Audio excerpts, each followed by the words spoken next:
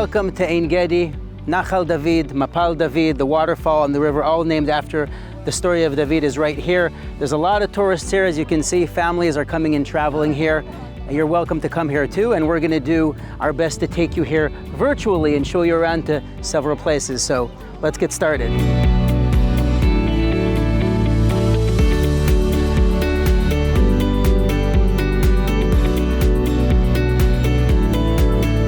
We're here at Ein Gedi. We're in the field school, Bet Sefer Sadeh Ein Gedi. We're looking out at the Dead Sea. Yerushalayim is up that way.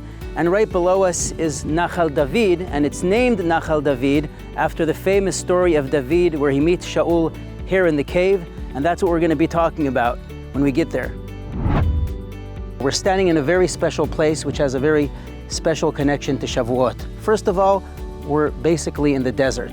And Shavuot, the original Shavuot, took place at Har Sinai in the desert in a very similar terrain to this, in the Sinai desert in Midbar Sinai.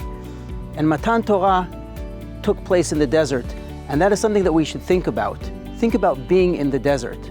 The desert is a place which is, on the one hand, dry, but on the other hand is full of life in all sorts of surprising places, hiding in the crevices and the ravines and different caves. There are ibexes here in the hills, and as we say in Barchi Nafshi, Harim hagvorim laye'elim, slaim machasel hashfanim. There are also hyraxes skittering about here, and that's why this is called Ein Gedi. And we also have a flowing water here called Nachal David because of a very important story, which we're going to talk about in a bit. But first, let us recognize that the desert is the ideal location for these sort of stories to take place, because the desert is a very contemplative place. It's a meditative space. No distractions, quiet. You hear the shuffling of feet. You become aware of your own breathing. And once you've gotten rid of all the distractions, you become much more aware of yourself, become much more receptive to nature, to the world outside us. But most importantly, it's where we learn about ourselves. It's where we can contemplate, where we can think, where we can become much more in touch with ourselves and with the world, and to ponder about some real deep questions. And this is the perfect place to do some pondering of our own. And here's where I'd like to raise the question. Shavuot is, on the one hand, it's Matan Torah, but on the other hand, it's also the birthday and also the death day of David HaMelech. David HaMelech is born on Shavuot and dies on Shavuot, and that's also something very important. And I'd like to ask, through exploring this location, what is it about David HaMelech which made him so important to us? What made him the king? What is it that he does? And one of the stories that tell us who David HaMelech was, what it is that he's done that makes him a leader and the Melech HaMashiach, really happens right over here in this place. So behind me is the Judean desert, and we have to remember that when David HaMelech was running away from Shaul, he was hiding out here in different caves, but he was also very busy defending the lives of many people who were living here in the periphery, defending them from the enemies, risking his life, and really giving himself for Am Yisrael as he went through the different areas here, Keilah, Ma'on, and so on. And he ends up here in Ein Gedi. And that takes us to a very important story. And for that story, we're going to transport ourselves to Nachal David, and we're going to show you the story on the location where it happened. Well, we're back here where we started, and we're overlooking Nachal David, and it's in this general area where we had a very important story happen with David HaMelech. So David HaMelech is being pursued by Shaul with 3,000 men, and he's hiding out here in the hills and in the crevices and in the caves of Midbar Ein Gedi. There are several different caves there. Wherever you go along this highway, you're going to see caves in the hills, and these caves have been used throughout history for people hiding out. For example, in the Bar Kokhba war, many of these hills were full of caves and Jews hiding away from the Romans. And so David HaMelech was hiding in a cave. In fact, there's a cave further up here, which is called Me'arat Dudim. It's named after David HaMelech, even though we don't know exactly which cave it was, but there's a lot of those caves. So here's what happens. So David is hiding in the cave with several of his men. He's hiding around Al Pnei Tzurei HaYe'elim. He's by the rocks with the gazelles, as we've mentioned before, that this is Harim HaGvoim LaYe'elim Uslaim Machaseh LaShfanim. There are these high hills that the gazelles and the ibexes jump around on. And then there's these little caves in which the hyraxes hide in. And David was hiding from Shaul.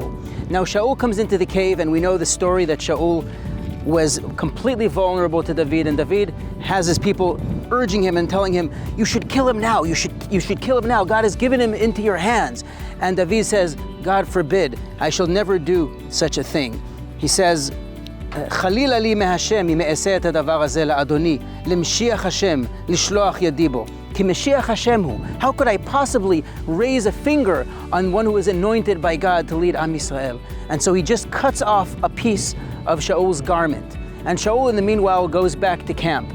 And David comes out of the cave and calls out to him. And we need to be here to appreciate how exactly that story took place, because how can David safely call out to Shaul and have a conversation when Shaul has 3,000 men who are trying to kill him?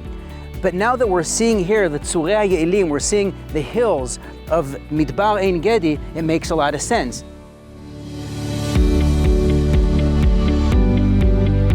Just imagine, David is standing right here like us, right outside one of those caves, perhaps maybe a cave like that, standing right outside the cave and calling out, Shaul! And Shaul is with his men on the other side of the ravine, and they're having a conversation at a safe distance. And this is where the story takes place, in a place just like this. And so what we need to understand from here is that when we're seeing the location, when we're on site, the story comes alive and it makes sense. And on that note, I'm going to transport us back up, and we're going to connect this to the desert and to Shavuot.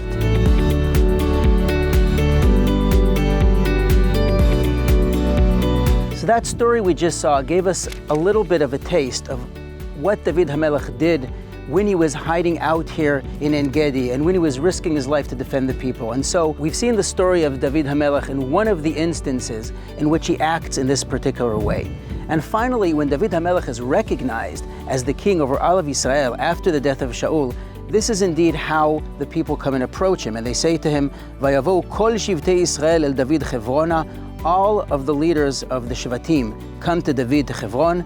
Vayomru lemor hinenu atzmecha uvesarcha anachnu. We are your own flesh and blood. Gam etmol gam shilshom bihiyot Shaul melech alenu. Even in the time of Shaul, when he was king, ata hayita hamotzi vehamevi et Yisrael. You were always the one who went out with us into battle, who cared for us, who took care of us, which is why Vayomer Hashem lecha ata tir'e et ami et Yisrael ve'ata tihyeh lenagid al Yisrael. You should be our shepherd. You should be our leader. And it is this character of David HaMelech which expresses what Shavuot is all about and why David was chosen to be the Melech.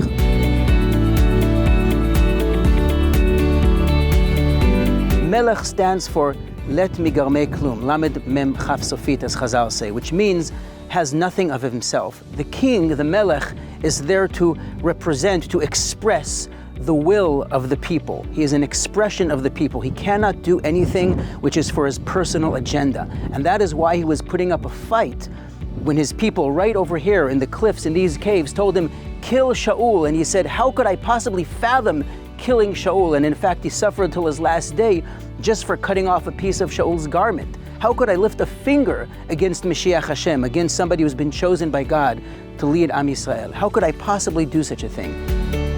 It is that character in David HaMelech which shows us that he is a person who doesn't have his own personal agenda, but is expressing the needs of what Am Yisrael is in our relationship to God. That is what Shavuot is really about. Shavuot is not just a partnership. Shavuot is a marriage. Shavuot is a relationship. Shavuot is Malchut, and Kabbalistically, the day of Matan Torah is Malchut shebemalchut. It's the highest expression of mutual sharing and the creation of love and a special relationship through Torah between Am Yisrael and God, in which it transcends what either side wants, but there is something that is born out of the connection between them, and that is Yisrael ve'kudshabrichu ve'oraita chadhu. Hashem and Torah and Am Yisrael are one. That is the idea of Malchut. That is the idea of sharing. That's the idea which is expressed in the actions of David HaMelech throughout his life, and which here in this place we see a very important example of how he acted out of the will of Am Yisrael, doing what is necessary and not doing what he wants personally, as tempting as that is. I want to wish you all a Chag Sameach, and may we all be able to truly be Mekabel Torah like we originally did in a place like this in the desert, where we are out in nature and have the ability to be receptive, to open up, to hear nature, to understand what's required of us to do, and that way to truly accept Torah. Chag Sameach.